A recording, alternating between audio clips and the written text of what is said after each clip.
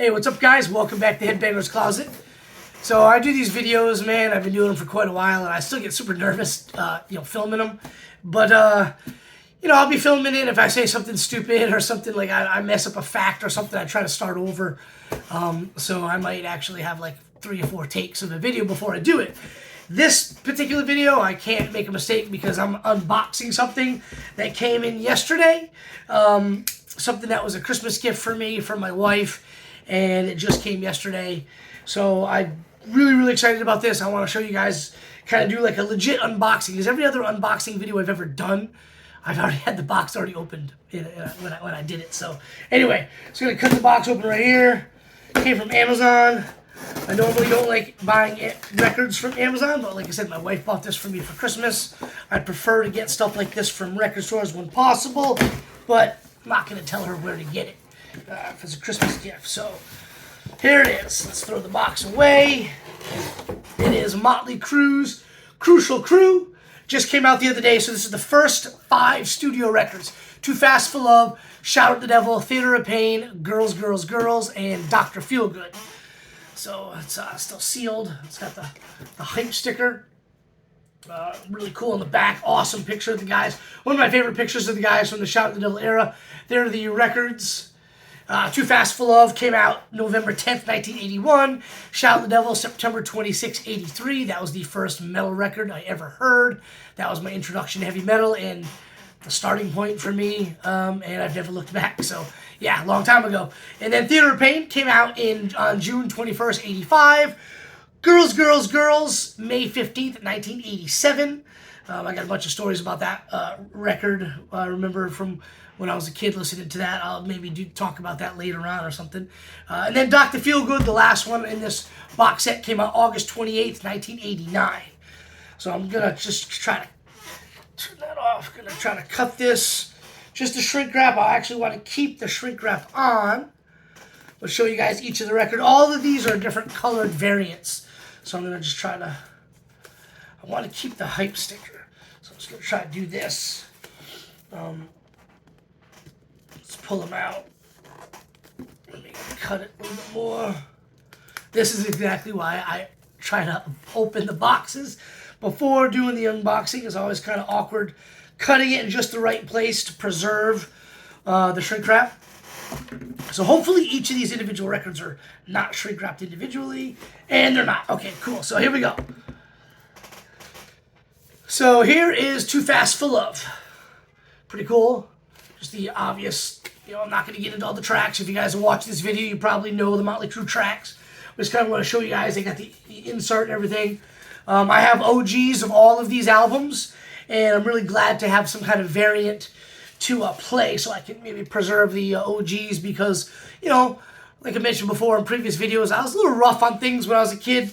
Tried my best to take care of things, but still a little, just kind of like a bull in a china shop, I guess is what my dad always said I was. But anyway, I can put those OGs away and play these now.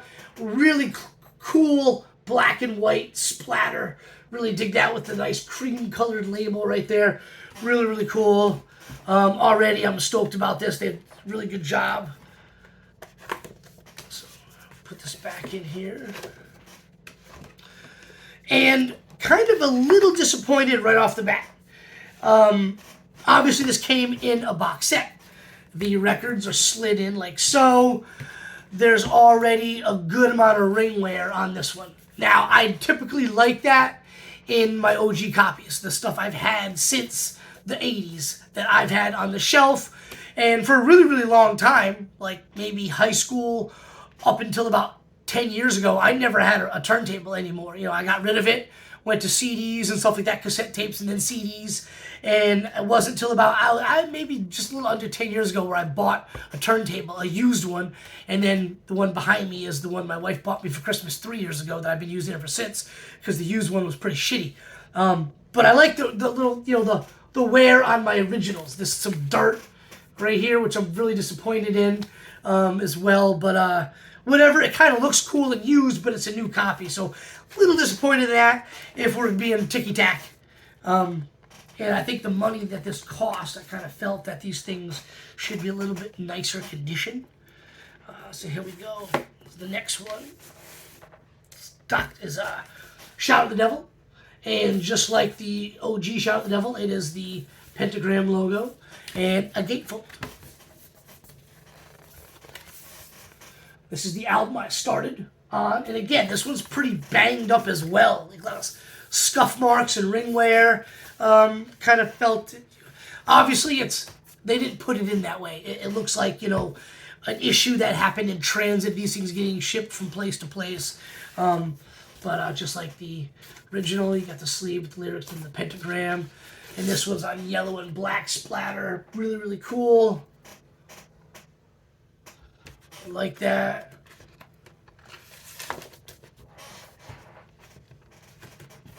The next one, you know, real quickly, just kind of go over this. So I heard this one in the playground of the Catholic school I was in growing up in North Attleboro, Massachusetts, St. Mary's Sacred Heart School, and kid had the cassette tape with a boombox, and he had a white painter's hat that said Motley Crue Shout the Devil on the front, and you know, heard it, and the song was Looks to Kill, blew me away. It was one day before school. That album had been out just maybe like, I don't know, a few weeks at the time, and I had to hear more Motley Crue. It was really hard at that age finding somebody that had it that I could, like, you know, listen to it. I ended up hearing the Looks to Kill video on MTV, and then never seeing the Too Young to Fall in Love video for like 3 or 4 years after. That was like this most elusive video, and I watched MTV like constantly as a kid. Never got to see that video until way later.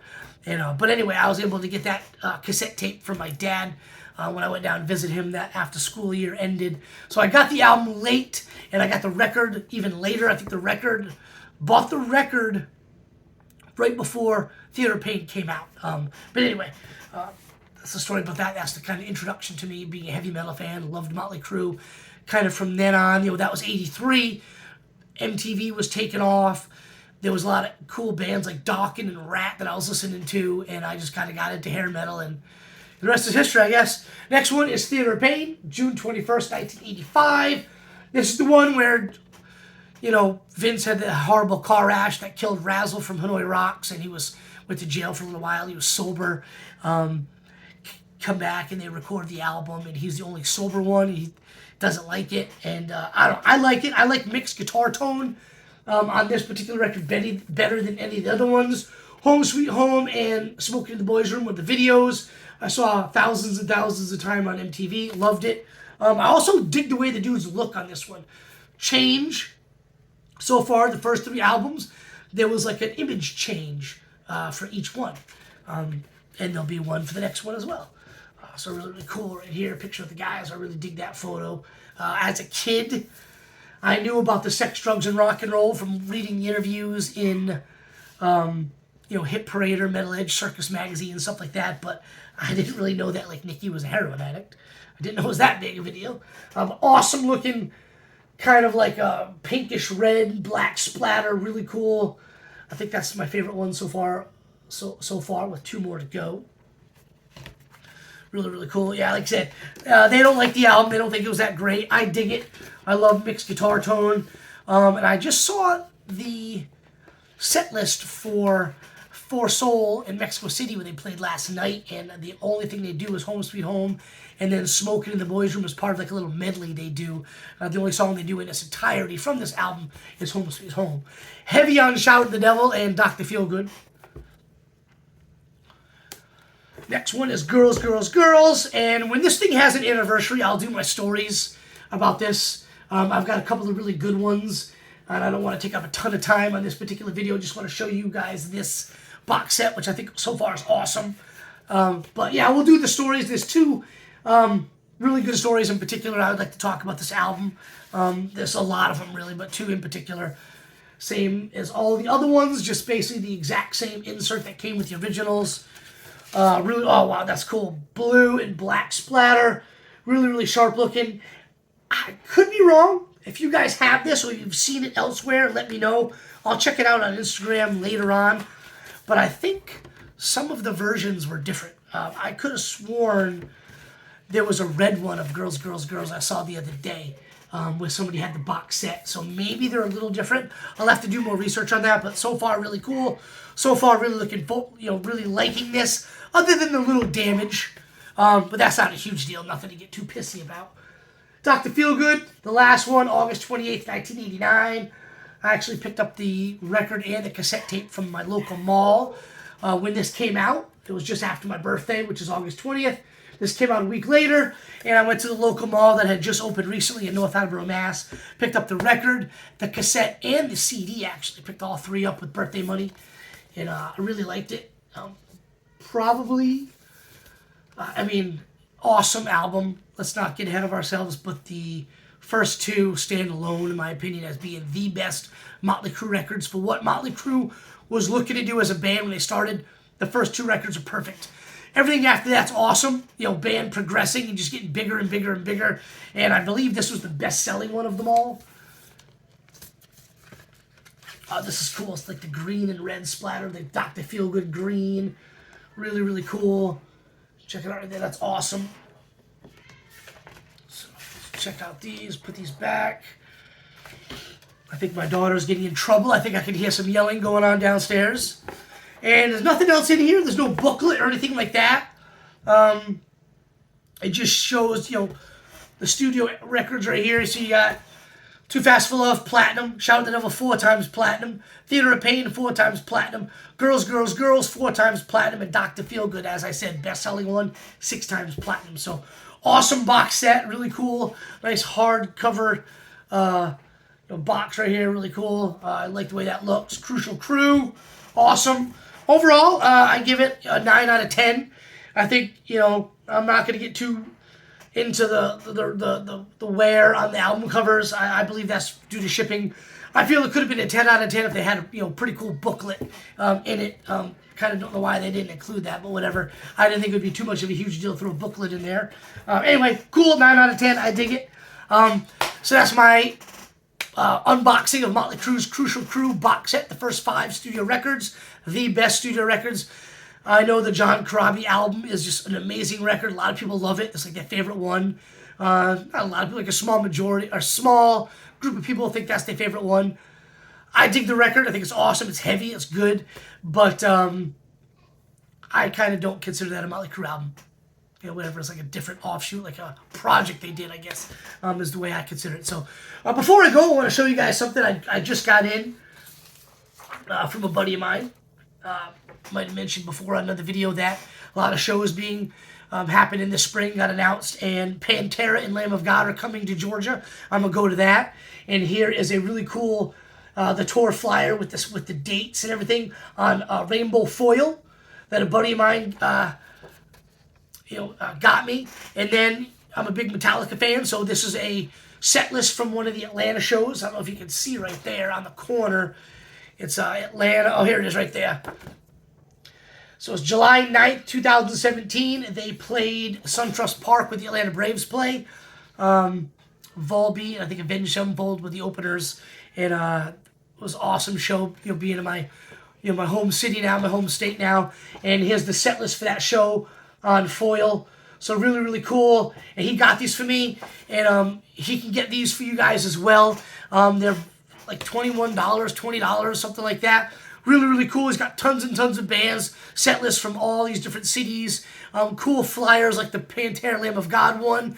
And he told me, if you guys are interested, use promo code CLOSET, and you get 10% off your order. Really cool. I dig them. They're gonna, they're 8.5 by 11, easy to find frames at pretty much any Walmart, Target, Michael's, Hobby Lobby, anything like that. You can eat a frame. They're on good quality paper, and they're foiled. This one's just silver, and this one's rainbow color, as you can see right there. Really, really cool. So check them out. Bang That Head on Etsy. Etsy. I don't know if I'm saying that right. E-T-S-Y, Etsy. Anyway, check them out. Use promo code CLOSET. Get 10% off yours.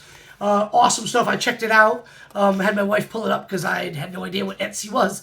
And there's so many different set lists, so many cool flyers, a lot of different bands. So check it out. Really, really cool stuff. And you can get yours for 10% off if you use promo code CLOSET. And that's as far as I'm going to go promoting stuff. Just kidding. Really cool. Really happy that he sent me that. Really appreciative of that. Went above and beyond. Didn't have to do that for me, but really thankful. Anyway, that's the video. Hope you guys dig it. Let me know what you think about the Motley Crue records. Do you have the Crucial Crue box set? If yours variants or any different colors, please let me know. I'm really interested in that because I think I've seen some different ones. So anyway, appreciate everybody watching the channel, and I'll have another video for you guys very soon. Cheers.